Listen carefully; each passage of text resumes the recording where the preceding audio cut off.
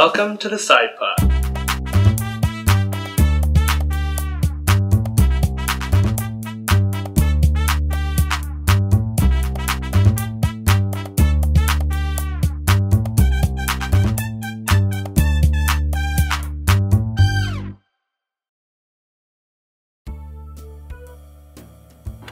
Hello and welcome to the Sidepart, our panel show brought to you by the Digital Enterprise Management Society. Today we're going to be talking about networking. Joining me on my panel is Zach, Rachit and Eric. Okay, so as you know, networking is a very important part of our professional and social lives. So, it pains me to say it, but professors and advisors are right. What does networking mean to you? Like, how important is it to you guys? Honestly, I love when it's just laid back. That's when you really get to see who that person is. So any of those kind of settings, I feel like is actual networking. I mean, I agree with you. I think that there's never a bad networking opportunity. You never know who you're going to bump into down the line that like, oh, I met you before, and maybe that guy is like a CEO of a multi-billion-dollar company. So there are loads of places to network. I've always been told weddings are the best place to network because you never know who you're going to meet. But where do you guys sort of network? Where have you found is a good place to start? I generally network at events, conferences, things like that. YC. No, but generally, yeah, they're a great way. There are a lot of great people to network at these sorts of events, and they're always going on throughout the year. So I love events. Cool. That's actually how we met, wasn't it, Zach? That's how I'm sat in this position today. We met at the marketing networking night, didn't we? Mm-hmm. So how do you make contacts with people? Like, have you ever cold called someone, or do you like to stalk them into an enclosed space like an elevator? I've done cold calls. The latter for me. The latter. I've done cold calls before, and I don't think you really make contacts through that. I think, I mean, generally when you're cold calling, you're representing a business or doing some marketing in that sense, and nobody's going to remember that Zach Stewart who cold called you unless you're like an amazing cold caller. I mean, really it is that personal relationship that you have with somebody, and if you can kind of convince them that like, oh, this is a really good guy, then you're in the good books, and then you're going to be remembered for something. Right? And that's the beautiful thing about coffee meetings. People love to talk about themselves, and if you can get someone to sit with you over coffee and just talk about themselves, I think you said something there. It's all about just focusing the attention on them, and they won't ramble. What do you do? Okay, so I thought it'd be a fun idea to do an elevator pitch in real life. Are you down? Yes. Oh yeah. You want to try this out? Yeah. Say, I'll play the boss, and you got to pitch to me yourself, your brand. And this is going to be terrifying.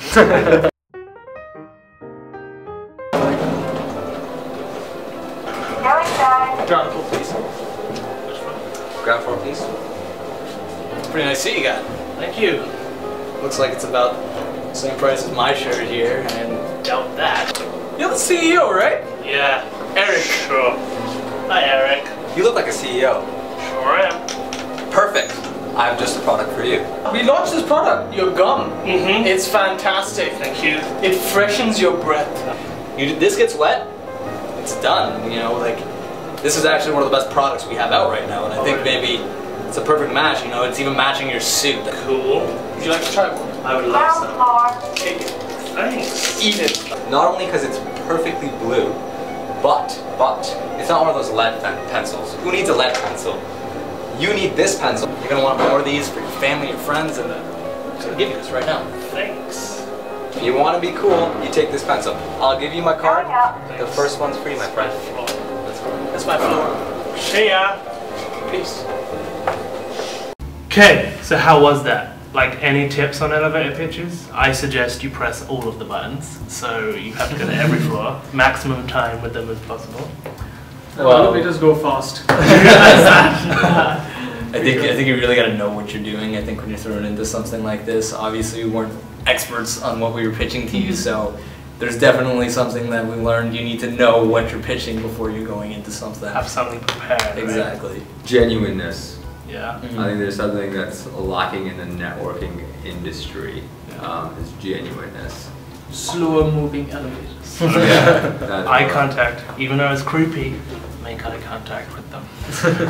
Okay, so once you've made a contact, you should probably look the part.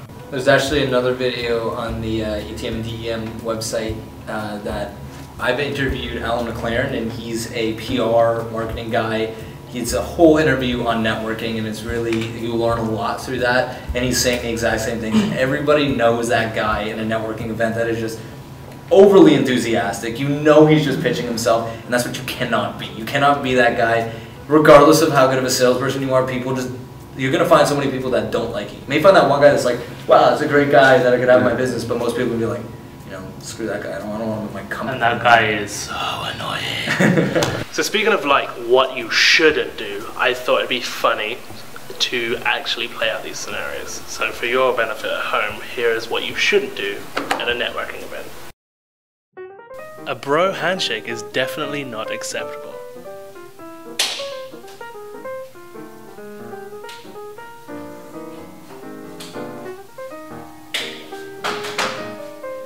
You should probably respect personal space.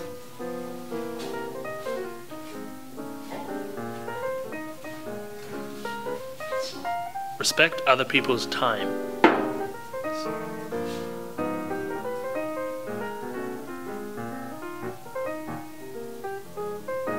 Don't be that annoying guy.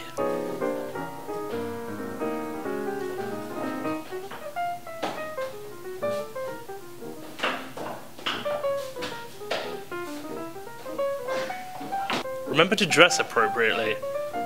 Dress to impress.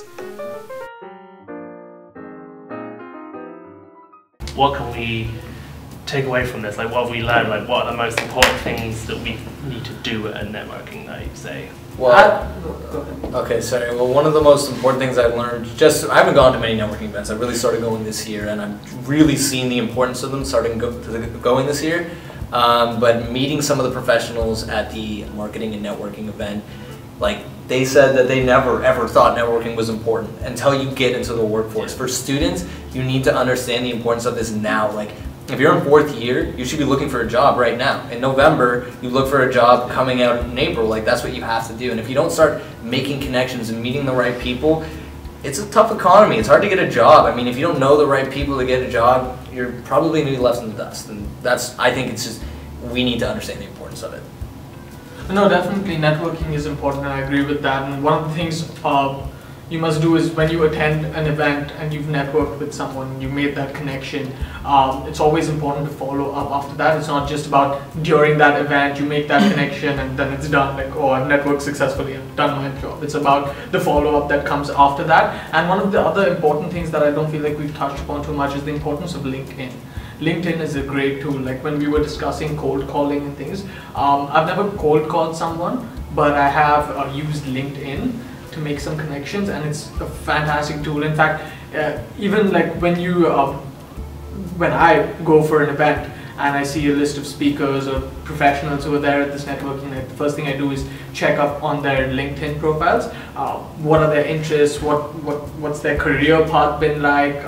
What's their story, pretty much, and LinkedIn gives you a good understanding of their professional story, and sometimes even it's like that gives professional Facebook creeping. Yeah, and it gives good talking points. Like, that's where you can have a good conversation. That's what people care about. And I think it's important to put like a face to a name or a face to a resume. So I think people take for granted the importance of information interviews and coffee meetings, and to sit down with someone, a professional in the industry you're interested in, it's a great way to find out how they got to where they are today, find out about the industry, and put your face to your name, so when your resume lands on their desk, they know who they're reading about. So it's a great networking tool. Yeah, I think it's, at the end of the day, it's just putting yourself out there, like just going to these things. You may be a shy person, that's fine. Just go there, say whatever you want to say, look like an idiot, who cares? Like, there's nothing that can happen. Go to another one, you'll be a little bit better. And you get to know that whole market that you were interested in. It's important to improve as in your networking abilities, because say I don't have the technical skills to get a film job or something like that, that other people are more qualified for. If I can, you know, display how much I know about it and just my general knowledge of the industry, people are more interested in that. If you have a passion for something and you're able to talk, at the end of the day, if you can't talk and you're going to be a director, you're not going to do very well. You need to be communicating with people, and communication is networking, and if you can show they can communicate, you're going to get a lot more jobs than people who cannot and just have the technical skills. Well, I think that's all we've got time for. Thanks for watching. Don't forget to get involved. Follow us on Facebook and Twitter. Join the conversation. And maybe next time we'll include your tweets and Facebook messages on the next episode of the Sidepart. I've been Sam Roulston. Good night.